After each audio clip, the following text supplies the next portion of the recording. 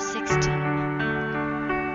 Since we are discussing larger aspects of life on a planetary scale, as well as reviewing some of the elements of our individual lives which were explored initially in Book 1, I would like to ask you about the environment. What do you want to know? Is it really being destroyed as some environmentalists claim? Or are these people simply wild-eyed radicals, albingo liberal commies, all of whom graduated from Berkeley and smoked dope? Yes to both questions. Wow, Just kidding. Okay, yes to the first question. No to the second. the ozone layer is depleted, the rainforests are being decimated. Yes, but it is not just about such obvious things. There are matters less obvious about which you should be concerned. Help me out here. Well, for instance, there is rapidly developing a soil shortage on your planet. That is, you are running out of good soil in which to grow your food. This is because soil needs time to reconstitute itself, and your corporate farmers have no time. They want land that is producing, producing, producing. So the age-old practice of alternating growing fields from season to season is being abandoned or shortened. To make up for the loss of time, chemicals are being dumped into the land in order to render it fertile faster. Yet in this, as with all things, you cannot develop an artificial substitute for Mother Nature which comes even close to providing what she provides. The result is that you are eroding down to a few inches really, in some places, the available nutritive topsoil reserve. In other words, you are growing more and more food in soil which has less and less nutritional content. No irons, no minerals, nothing which you count on the soil to provide. Worse yet, you are eating foods filled with chemicals which have been poured into the soil in a desperate attempt to reconstitute it. While causing it no apparent damage to the body in the short term, you will discover to your sadness that in the long run, these trace chemicals which remain in the body are not health producing. This problem of soil erosion should rapidly growing field turnover is not something of which most of you people may be aware. Nor is the dwindling growable soil reserve a fantasy made up by yuppie environmentalists looking for their next fashionable cause. Ask any earth scientist about it, and you will hear plenty. It is a problem of epidemic proportions. It is worldwide, and it is serious. This is just one example of the many ways you are damaging and depleting your mother, the Mother Earth, the giver of all life, out of a complete disregard for her needs and natural processes. You are concerned about little on your planet except the satisfying of your own passions, the meeting of your own immediate and mostly bloated needs, and quenching the endless human desire for bigger, better, more. Yet you might do well as a species to ask, when is enough enough? Why do we not listen to our environmentalists? Why do we not heed their warnings? In this, as in all really important matters affecting the quality and style of life on your planet, there is a pattern which is easily discernible. You have coined a phrase in your world which answers the question perfectly. Follow the money trail.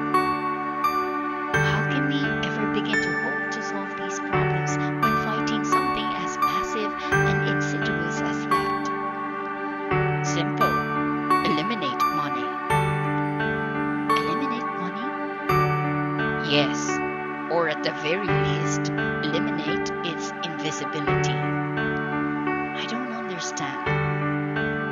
Most people hide the things they are ashamed of or don't want other people to know about. That is why the largest number you hide your sexuality, and that is why you nearly all of your life hide your money. That is to say, you're not open about it. You consider your money to be a very private matter, and therein lies the problem.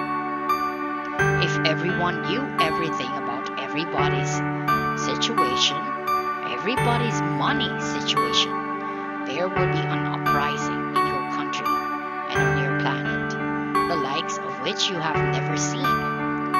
And in the aftermath of that, there would be fairness and equity, honesty and true for the good for all, priority in the conduct of human affairs. It is now not possible to bring fairness of equity, honesty, or the common good to the marketplace because money is so easy to hide. You can actually physically take it and hide it. There are also manner of means by which creative accountants can cause corporate money to be hidden or to disappear. Since money can be hidden, there is no way for anyone to know exactly how much anyone else has or what they are doing with it. This makes possible for a plethora of inequity, if not to say double dealing, to exist. Corporations can pay two people vastly different wages for doing the same job, for instance. They can pay one person $57,000 a year while paying the other $42,000 a year for performing the exactly identical function, giving one employee more than the other simply because the first employee has something the second employee does not. What's that? A penis. Oh, yes, oh, indeed. But you don't understand. Having a penis makes the first employee more valuable than the second, quicker, witted, smarter by half, and obviously more capable. I don't remember constructing you that way. I mean, so unequal in abilities. Well, you did, and I'm surprised. You don't know it. Everyone on this planet knows it. We'd better stop this now, or people will think we're merely really serious. You mean you're not? Well, we are. The people on this planet are. That's why women can't be Roman Catholic or Mormon priests, or show up the wrong side of the Wailing Wall in Jerusalem, or climb to the top in Fortune 500 companies, or pilot airlines, or... Yes, we get the point. And my point is that pays discrimination, at least, would be much more difficult to get away with if all money transactions were made visible instead of hidden. Can you imagine what would happen in every workplace on the globe if all companies were forced to publish all the salaries of all the employees? Not the salary ranges for particular job classifications, but the actual compensation awarded to each individual. Well, there goes playing two ends against the middle, right out the window. Yup.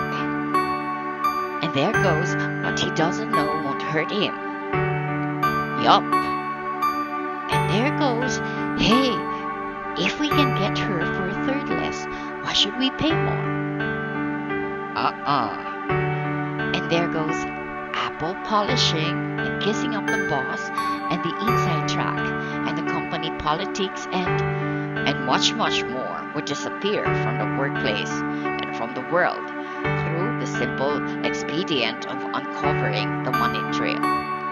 Think of it, if you knew exactly how much money each of you holds and the real earnings of all of your industries and corporations and each of their executives, as as well as how each person and corporation is using the money it has, don't you think that you wouldn't change things? Think about this. In what ways do you think things would change? The plain fact is that people would never put up with the 90% of what is going on in the world if they knew what was going on. Society would never sanction the extraordinarily disproportionate distribution of wealth, much less the means by which it is gained, or the manner in which it is used to gain more. Were these facts known, specifically and immediately, by all people everywhere?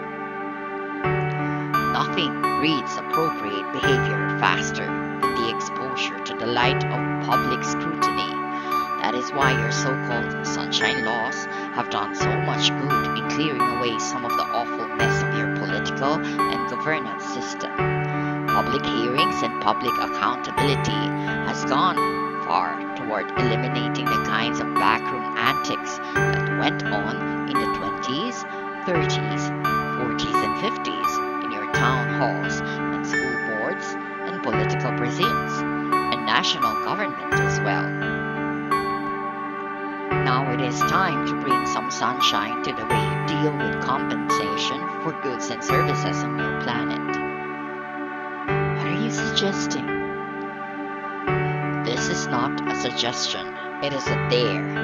I dare you to throw out all your money, all your papers and coins, and individual national currencies, and start over. Develop an international monetary system that is wide open, totally visible, immediately traceable, completely accountable. Establish a worldwide compensation system by which people would be given credits for services rendered and products produced, and debts for services used and products consumed. Everything would be on the system of credits and debts, returns or investments, inheritances, winnings of wagers, salaries and wages, tips and gratuities, everything. And nothing could be purchased without credits. There would be no other negotiable currency, and everyone's records would be open to everyone else. It has been said, "Show me a man's bank account, and I'll show you the man." This system comes close to that scenario. People would, or at least could, know a great deal more about you than they know now. But not only would you know more about each other, you would know more about everything. More about what corporations are paying and spending, and what their costs is on an item, as well as their price. Can you imagine what corporations would do if they had to put two figures on every price tag? Their price and their cost? Would that bring prices down, or what? Would that increase competition and boost fair trade? You can't even imagine the consequences of such a thing. Under the new worldwide compensation systems, WCS, the transfer of debts and credits would be immediately and totally visible. That is, anybody and everybody could inspect the account of any other person or organization at any time. Nothing would be kept secret. Nothing would be private. The WCS would deduct 10% of all earnings each year from the incomes of those voluntarily requesting such a deduction. There would be no income tax, no forms to file, no deductions to figure, no escape hatch to construct, or obfuscation to manufacture, since all records would be open. Everyone in the society would be able to observe who has choosing to offer the 10% of the general good of all, and who has not.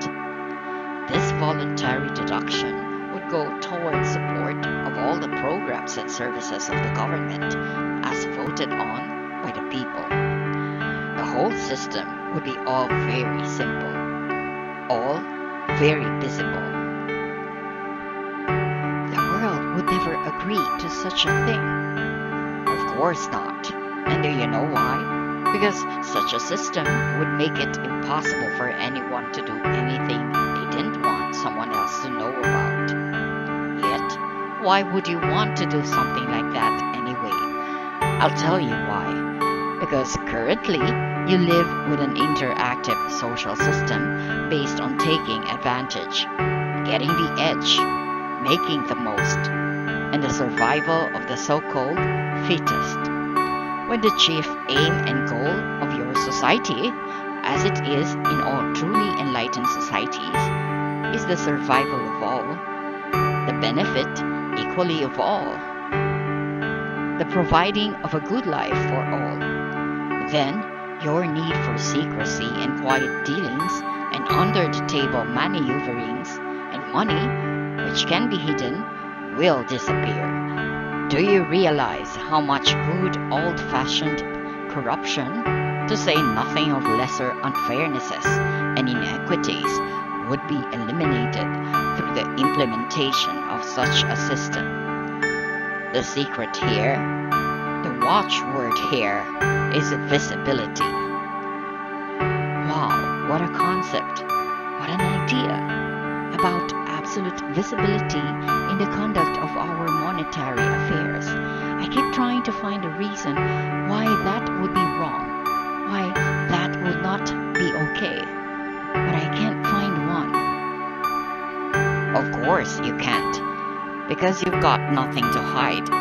But can you imagine what the people of money and power in the world would do, and how they would scream if they thought that every move, every purchase, every sale, every dealing, every corporate action and pricing choice and wage negotiation, every decision whatsoever could be reviewed by anyone simply looking at the bottom line? I tell you this, nothing breeds fairness faster than visibility. Visibility is simply another word for truth. Know the truth, and the truth shall set you free. Governments, corporations, people of power know that, which is why they will never allow the truth, the plain and simple truth, to be the basis of any political, social, or economic system they would devise. In enlightened societies, there are no secrets. Everyone knows what everybody else has, what everyone earns, what everyone else pays in wages and taxes and benefits, what every other corporation charges and buys and sells, and for how much, and for what profit, and everything. Everything. Do you know why this is possible only in enlightened societies? Because no one in enlightened societies is willing to get anything or have anything at someone else's expense. That is a radical way to live. It seems radical in primitive societies, yes. In enlightened societies, it seems obviously appropriate. I am intrigued by this concept of visibility. Could it end or could it extend beyond monetary affairs? Might it be a watchword for our personal relationships as well? One would hope so. And yet it isn't. As a rule, no. Not yet on your planet. Most people still have too much to hide. Why? What's that about? In personal relationships, and in all relationships, really, it's about loss. It's about being afraid of what one might lose or fail to gain. Yet the best personal relationships, and certainly the best romantic ones, are relationships in which everyone knows everything, in which visibility is not only the watchword, but the only word. in which there simply are no secrets. In these relationships, nothing is withheld, nothing is shaded or colored or hidden or disguised. Nothing is left out or unspoken. There is no guesswork. There is no game playing. No one is doing a dance, running a number, or shining you on. But if everyone knew everything we were thinking, Hold it. This isn't about having no mental privacy, no safe space in which to move through your personal process. That's not what I'm talking about here. This is about simply being open and honest in your dealing with another. This is about simply telling the truth when you speak, and about withholding no truth when you know it should be spoken. This is about never again lying or shading or verbally or mentally manipulating or twisting your truth into the 101 other contortions in which typify the largest number of human communications. This is about coming clean, telling it like it is, giving it to them straight. This is about ensuring that all individuals have all the data and know everything they need to know on a subject. This is about fairness and openness and, well, visibility. Yet, this does not mean that every single thought, every private fear, every darkest memory, every fleeting judgment, opinion, or reaction must be placed on the table for discussion and examination. That is not visibility. That is insanity, and it will make you crazy. We're talking here about simple, direct, straightforward, open, honest, complete communication. Yet, even at that, it is a striking concept and a little used one. you should be in vaudeville. Are you kidding? I am. But seriously, this is a magnificent idea. Imagine an entire society built around the principle of visibility. Are you sure it would work?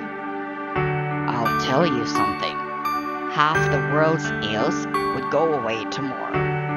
Half the world's worries, half the world's conflicts, half the world's anger, half the world's frustration. Oh, there will be anger and frustration at first. Make no mistake about that. When it has finally discovered just how much the average person is being played like a fiddle, used like a disposable commodity, manipulated, lied to, and downright cheated, there would be plenty of frustration and anger, but the visibility would clean most of that up within 60 days. Make it go away. Let me invite you again. Just think about it. Do you think you could live a life like this? No more secrets? Absolute visibility? If not, why not? What are you keeping from others that you don't want them to know? What are you saying to someone that isn't true?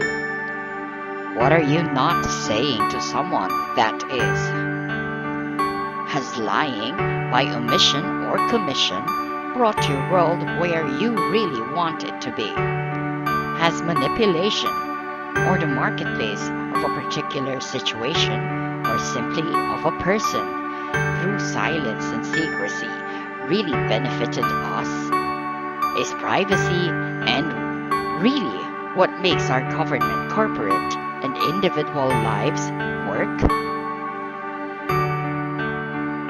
What would happen if everybody could see everything? Now, there is an irony here. Don't you see that this is the one thing you fear about your first meeting with God? Don't you get that what you've been afraid of is that the gig is up? The game is over. The tap dance is finished. The shadow boxing is done. And the long, long trail of deceits, big and small, has come to quite literally a dead end. Yet the good news is that there is no reason for fear, no cause to be scared. No one is going to judge you. No one is going to make you wrong. No one is going to throw you into that everlasting fires of hell. And to you, Roman Catholics, no, you won't even go to purgatory. And to you, Mormons, no, you won't be trapped forever in the lowest heaven, unable to get to the highest level, nor will you be labeled sons of perdition and banished forever to realms unknown. And to you, well, you get the picture.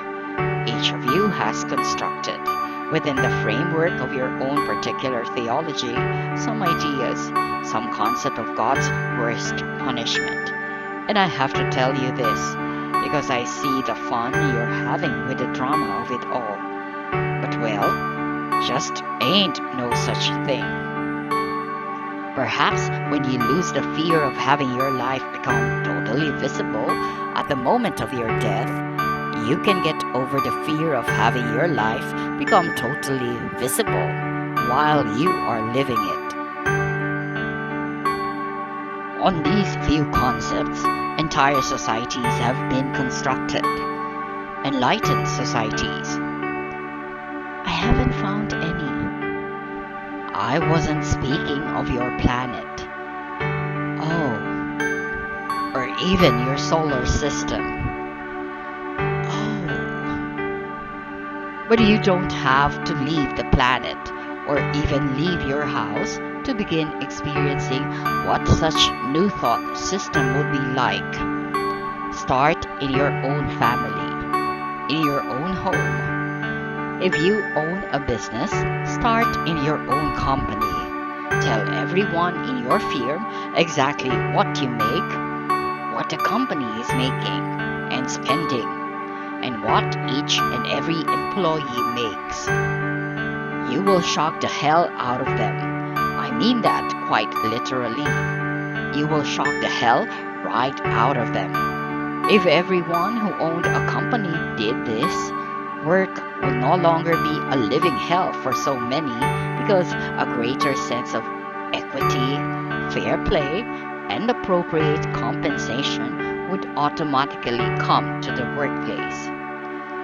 Tell your customers exactly what a product or service costs you to provide.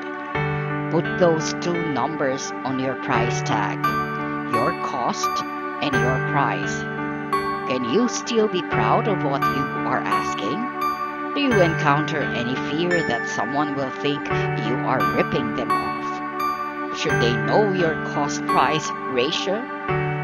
If so, look to see what kind of adjustment you want to make in your pricing to bring it back down into the realm of basic fairness, rather than get what you can while the getting's good. I dare you to do this. I dare you. It will require a complete change in your thinking. You will have to be just as concerned with your customers or clients as you are with yourself. Yes, you can begin to build the new society right now, right here today. The choice is yours. You can continue to support the old system, the present paradigm, or you can blaze the trail and show your world a new way. You can be the new way in everything, not just in business, not just in your personal relationships, not just in politics or economics or religion or this aspect or that of the overall life experience, but in everything. Be the new way, be the higher way, be the grandest way. Then you can truly say, I am the way and the life. Follow me. If the whole world followed you, would you be pleased with where you took it? Let that be your question for the day.